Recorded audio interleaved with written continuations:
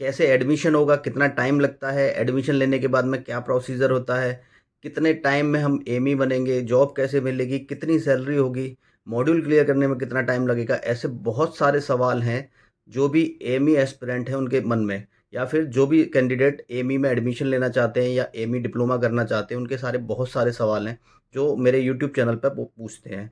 इसके लिए कोई डेडिकेटेड वीडियो उनको नहीं मिलती है। आज हम कोशिश करेंगे एक कंप्लीट वीडियो बनाने की, जिसमें उनके सारे सवाल के जवाब हम दे देंगे।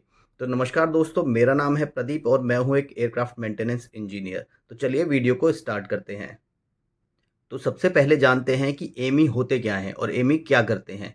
एमी यानी कि एयरक्राफ्ट मेंटेनेंस इंजीनियर एक सर्टिफाइंग स्टाफ होता है जो कि एयरक्राफ्ट की एयरवर्दीनेस और उसके मेंटेनेंस के काम को करता है।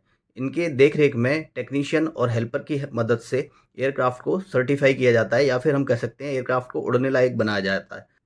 जब कोई भी एयरक्राफ्ट फ्लाइंग कर रहा होता है या फिर पैसेंजर को लेके जाने वाला होता है, उससे पहले एयरक्राफ्ट मेंटेनेंस इंजीनियर उस एयरक्राफ्ट की अच्छे से जांच करते हैं, और सारी जांच करने के बाद ही वो उस पर साइन करते हैं कि ये एयरक्राफ्ट एयरवर्दीनेस है, यानी कि उड़ने लायक है। उसके बाद ही कप्तान उस एयरक्राफ्ट को लेकर जाते हैं।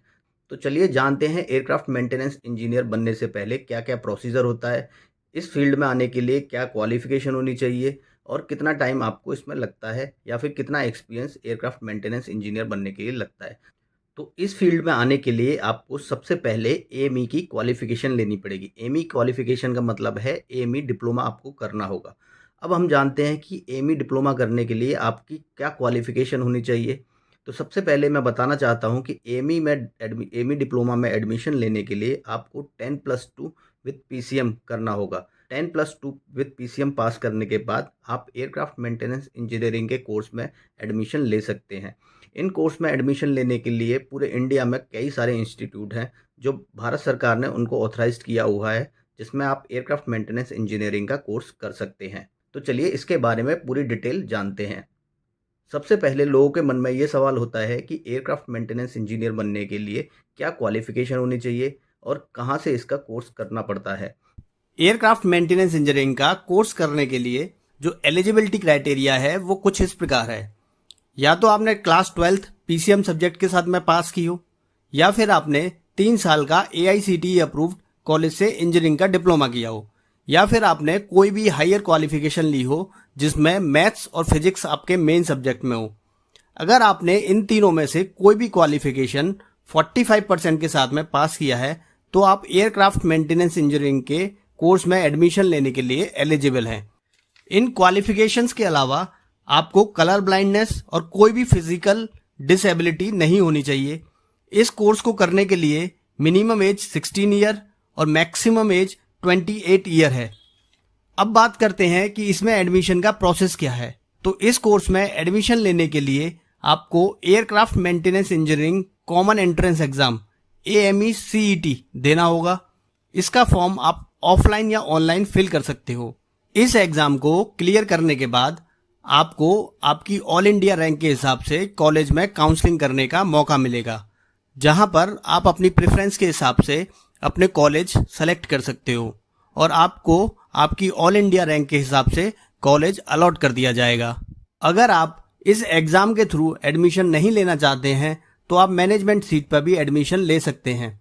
एयरक्राफ्ट मेंटेनेंस इंजीनियरिंग का कोर्स कराने वाले सारे colleges directorate general of civil aviation से अप्रूव्ड होते हैं। इस कोर्स के ड्यूरेशन की अगर बात करें तो इसमें लगभग 3.5 से 4 साल लगते हैं, जिसके अंदर आपको 2.5 साल का एकेडमिक प्लस 6 महीने का लाइव एयरक्राफ्ट पर ट्रेनिंग कराई जाती है। 3 साल का कॉलेज कंप्लीट करने के बाद आपको कम से कम 6 महीने की किसी भी एयरलाइन से ट्रेनिंग करनी होती है। इस ट्रेनिंग का काफ़ी एयरलाइन कंपनियां स्टूडेंट को स्टाइपेंड भी देती हैं और काफ़ी एयरलाइन कंपनियां स्टूडेंट से फीस भी लेती हैं। ये पूरी तरीके से एयरलाइन के मैनेजमेंट पर डिपेंड करता है। अगर हम इस कोर्स के फीस की बात करें तो ये कॉलेज बाय कॉलेज वेरी करती है। जनरली ये 1,20,000 से 1,50,000 पर ईयर के आसपास रहती है। अगर आप एयरक्राफ्ट मेंटेनेंस इंजीनियरिंग का कोर्स गवर्नमेंट कॉलेज से करते हैं तो आपकी फीस में काफ़ी कंसेशन मिल सकता है। तो चलिए बढ़ते हैं अब दूसरे सवाल की तरफ। ये डिप्लोमा करने के बाद में हमारी जॉब कैसे लगेगी, या फिर हमारा कैसे सिलेक्शन होगा जिससे हम एमी बन सकते हैं।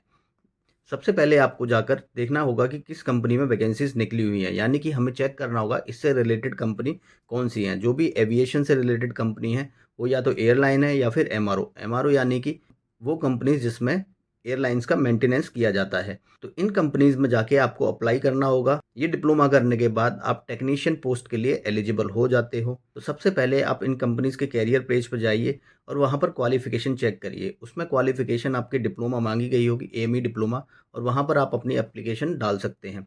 जब आपका कॉल आ जाता है और आपका सिलेक्शन इसमें हो जाता है एज़ अ टेक्नीशियन, तो सबसे पहली पोस्ट आपको टेक्नीशियन मिलती है या फिर जूनियर टेक की पोस्ट मिलती है। यहाँ से आपका लाइव एयरक्राफ्ट पे एक्सपीरियंस मिलना स्टार्ट होता है। इस पोस्ट पर आपको लगभग 25 से 30 हज़ार के आसपास में सैलरी मिल सकती है।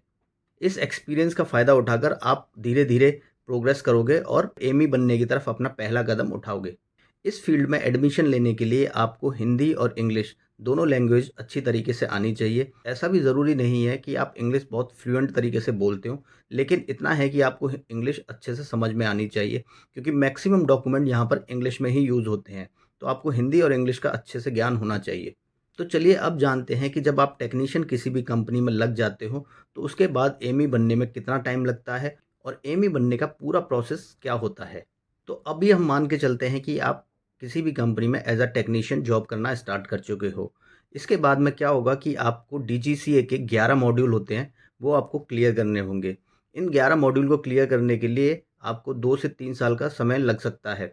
इन मॉड्यूल को क्लियर करने के बाद आप कैटे लाइसेंस के लिए एलिजिबल हो जाते हो। तो कैटे लाइसेंस अप्लाई करने के लिए आपको 3 साल का एक्सपीरियंस प्लस डीजीसीए के 11 मॉड्यूल क्लियर करने होते हैं। जब आप इन मॉड्यूल को क्लियर कर लेते हो और 3 साल का एक्सपीरियंस गेन कर लेते हो, तब आप अपने लाइसेंस के लिए डीजीसीए में अप्लाई कर सकते हो।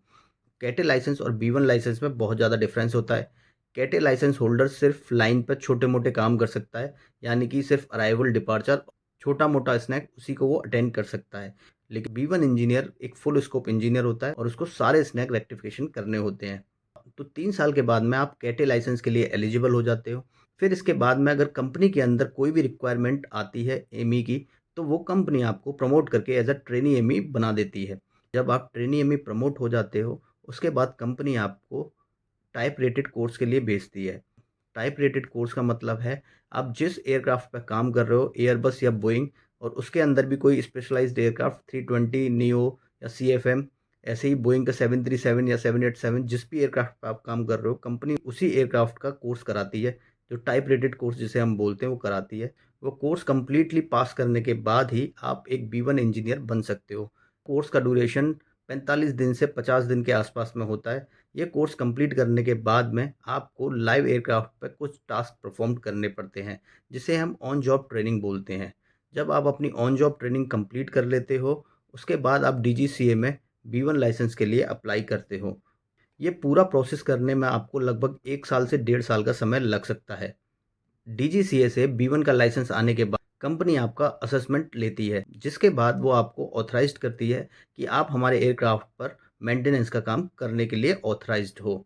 ये पूरा प्रोसेस कंप्लीट होने में लगभग 5 से 6 साल का समय चला जाता है, लेकिन अमूमन ऐसा होता नहीं है। ये बहुत कम परसेंटेज में ऐसा होता है कि 5 से 6 साल में टेक्नीशियन लगने के बाद में लाइसेंस मिल जाए। कम से कम 7 से 8 साल, 9 साल, 10 साल भी लग सकते हैं। लेकिन एक एवरेज पकड़े तो 7 से 8 साल में आपको बी1 लाइसेंस मिल जाता है, जब आप किसी कंपनी में टेक्नीशियन लगते हो तो। तो आप इससे समझ सकते हो कि आपको डिप्लोमा करने के बाद भी काफ़ी पेशेंस रखना होगा, काफ़ी समय देना होगा और कुछ टाइम तक कम सैलरी में भी आपको अपना गुज़ारा करना होगा। तभी आप इसमें सर्वाइव कर पाओगे और इस पोजीशन तक पहुँच पाओगे। तो चलिए जानते हैं कि एमए की सैलरी कितनी होती है, या फिर जानते हैं कि जब स्टार्टिंग से आप लगते हो as a technician ME, trainee ME, कितनी सैलरी आपको मिलेगी। उसके अकॉर्डिंग मैं आपको बताना चाहता हूँ। ये सैलरी कंपनी वाइज़ वेरी होती है। किसी कंपनी में थोड़ी ज़्यादा सैलरी होगी या किसी में थोड़ी कम होगी। तो आप लेकिन एक एवरेज सैलरी के अकॉर्डिंग ही मैं इसमें बताने वाला हूँ। जब किसी भी कंपनी में आप एज़ अ टेक्नीशियन लगोगे तो आपकी सैलरी 20 से 25 हज़ार के आसपास में होगी। ये सैलरी 30 हज़ार तक भी जा सकती है, लेकिन एक एवरेज सैलरी मिनिमम वेजेस की अगर हम बात करें तो उसके अकॉर्डिंग भी रखते हैं, तो आपको 25 हज़ार के आसपास में सैलरी मिल सकती है। जब आप 1 साल का एक्सपीरियंस ले लोगे या 2 साल का एक्सपीरियंस ले लोगे, तो उसके अकॉर्डिंग आपका जो भी इंक्रीमेंट कंपनी डिसाइड करती है, 1,000, 2,000, 3,000, वो आपका इंक्रीमेंट प्रॉपर्ली होता रहेगा। जब आपको कंपनी टेक्नीशियन से ट्रेनी में प्रमोट कर देगी तो उसके बाद आपकी सैलरी में कुछ इंक्रीमेंट हो जाएगा। इसके बाद जब आप एक टाइप रेटेड कोर्स ले लेते हो और B1 या फिर कैटे जो भी लाइसेंस कंपनी आपको देना चाहे पहले, वो लाइसेंस आपको मिल जाता है। तो अगर बात करें हम कैटे लाइसेंस की, तो कैटे की सैलरी इस समय मार्केट में 1 लाख से सवा लाख के आसपास में है, वो आपको मिलना स्टार्ट हो जाती है। और B1 की सैलरी लगभग 1.5 लाख से 2 लाख के बीच में है, वो आपको मिलना स्टार्ट होती है अकॉर्डिंग टू कि आपको कौन सा लाइसेंस मिला है। अगर करियर प्रोग्रेशन की बात करें तो आप इस कंपनी में पहले जूनियर टेक या फिर टेक्नीशियन की पोस्ट पर आते हो, उसके बाद ट्रेनी एमई बनते हो, उसके बाद एमई बनते हो, फिर सीनियर एमई, फिर ड्यूटी इंजीनियर, उसके बाद आपका प्रमोशन ऐसे होता रहता है। तो अगर हम सैलरी इसके अकॉर्डिंग बात करें तो जब आप टेक्नीशियन होंगे तो आपकी सैलरी 25,000, जब आप ट्रेनी एमई होंगे तो आपकी सैलरी लगभग 35,000, और जब आप एमई कैटे एमई होंगे तो लगभग आपकी सैलरी 1 लाख, और आप जब B1 एमई होंगे तो लगभग सैलरी 1.5 लाख। तो ये मैंने एक सबसे मिनिमम सैलरी आपको बताई है जो इस समय मार्केट में चल रही है। हो सकता है जिस समय आप ये डिप्लोमा करके आओ सैलरी बढ़ गई हो सकता है कम हो जाए, लेकिन इस समय जब मैं ये वीडियो बना रहा हूँ तो लगभग एवरेज सैलरी यही है। बहुत सारे लोगों का ये सवाल होता है कि सर हम B1 स्ट्रीम लें या B2 स्ट्रीम लें, तो मैं आपको बताना चाहता हूँ कि एयरक्राफ्ट मेंटेनेंस इंजीनियर 2 तरीके के होते हैं, जिसमें एक B1 इंजीनियर होते हैं और एक B2 इंजीनियर होते हैं। B1 इंजीनियर वो इंजीनियर हैं जो कि मैकेनिकल वाले काम को ज़्यादा करते हैं, जैसे कि आपका इंजन चेंज करना है, फ्लाइट कंट्रोल चेक करने हैं, लैंडिंग गियर चेक करना है, वो सारे काम करने वाला इंजीनियर B1 इंजीनियर होता है। और B2 इंजीनियर वो होते हैं जो कि सॉफ्टवेयर पे काम करते हैं या फिर कंप्यूटर्स पे काम करते हैं। एयरक्राफ्ट के अंदर जो भी कंप्यूटर्स लगे हैं, सॉफ्टवेयर लगे हैं, उनके इलेक्ट्रिक वायर लगे हैं, उनके ऊपर काम करने वाले इंजीनियर को B2 इंजीनियर कहा जाता है। तो चलिए अब जानते हैं कि किस में ज़्यादा स्कोप है और कौन सी स्ट्रीम ज़्यादा अच्छी होती है। B1 स्ट्रीम या फिर B2 स्ट्रीम किस में आपको एडमिशन लेना चाहिए या कौन सी स्ट्रीम अच्छी होती है, उससे पहले आप ये जान लीजिए कि कंपनी में B1 और B2 का फ्यूचर क्या है।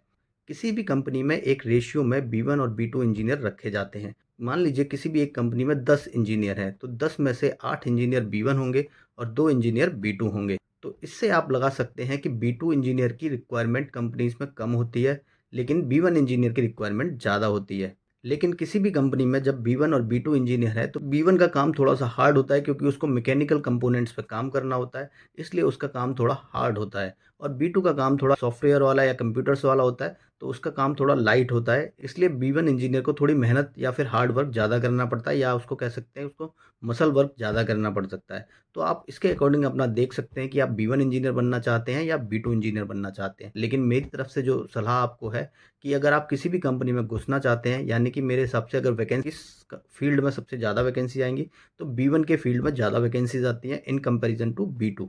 तो फ्यूचर क्या है एमी का, या एमी स्टूडेंट्स का क्या फ्यूचर है? आज के समय में बात करें तो हमारे देश में 2 बड़ी एयरलाइन हैं। इसके अलावा छोटी-छोटी कई एयरलाइन हैं, लेकिन जो 2 बड़ी एयरलाइन हैं उन्होंने बहुत बड़ी संख्या में एयरक्राफ्ट ऑर्डर किए हुए हैं, और उसके अकॉर्डिंग आगे आने वाले 4 से 5 साल में बहुत ज़्यादा डिमांड आने वाली है, जिसमें वो टेक्नीशियनों को हायर करेंगी। तो अभी अगले 4 से 5 साल में इस फील्ड में अच्छी डिमांड है, लेकिन एविएशन का एक ये रिकॉर्ड रहा है कि वो 10 से 12 साल में बूम करता है और वो 10 से 12 साल के बाद में डाउन हो जाता है।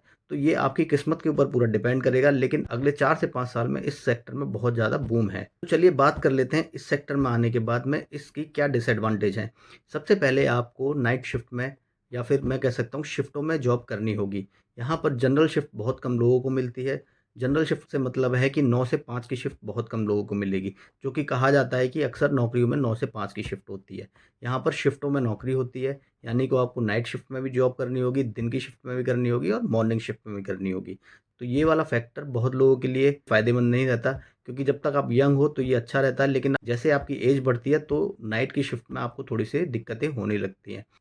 तो इस फील्ड में आने से पहले आप ये बात ज़रूर जान लें कि आपको यहाँ पर शिफ्टों में जॉब करनी होगी। इसके अलावा ये बहुत ही प्रेशराइज़्ड जॉब है, क्योंकि आप एक एयरक्राफ्ट को सर्टिफ़ाई कर रहे हो और वो एयरक्राफ्ट हवा में उड़ने वाला है, जिसमें 200 से 250 लोग बैठ के जा रहे हैं। उन सबकी सेफ्टी एंड सिक्योरिटी की ज़िम्मेदारी आपकी है, क्योंकि आपने उस एयरक्राफ्ट को मेंटेन किया है। इसीलिए आपके ऊपर बहुत ज़्यादा प्रेशर रहता है और ये बहुत प्रेशराइज़्ड जॉब है। इसके अलावा इसकी कुछ एडवांटेज भी हैं। इस सेक्टर में जब आप आते हो तो आपको कुछ एडवांटेज भी मिलती हैं। जैसे कि आप किसी एयरलाइन के साथ जुड़ते हो तो आपको उसकी टिकटें फ्री मिलती हैं, यानी कि आपको और आपकी फैमिली को आने-जाने के लिए हवाई जहाज़ की टिकट फ्री में मिलेगी। एक अच्छी सैलरी मिलती है और बाकी अलग-अलग जगह पे घूमने का काफ़ी मौका मिल सकता है। दोस्तों, ये वीडियो काफ़ी लंबी हो चुकी है। मैंने काफ़ी कोशिश की है कि इसमें आपको डिटेल में सारी चीज़ें बता सकूँ, इसके अलावा भी आपके कुछ सवाल रह गए होंगे, तो उन सवालों को आप कमेंट बॉक्स में लिखिए ताकि मैं अगली वीडियो आपके लिए बना सकूँ। तब तक के लिए आप मेरे चैनल को फॉलो कर लीजिए, वीडियो को लाइक कर दीजिए और इसको शेयर कर दीजिए ताकि आपके और आपके दोस्तों की हेल्प हो सके।